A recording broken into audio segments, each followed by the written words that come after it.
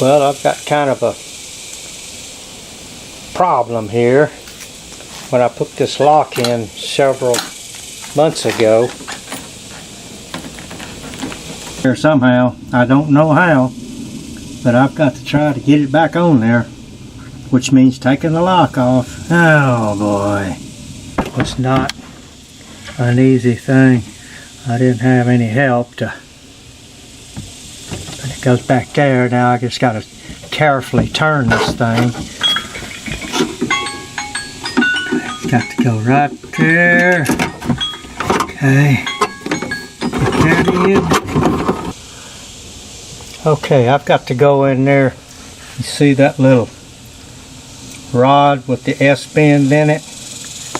That's got to go in the bottom of this lock. I can't point to it. Let's try it this way. Here we go.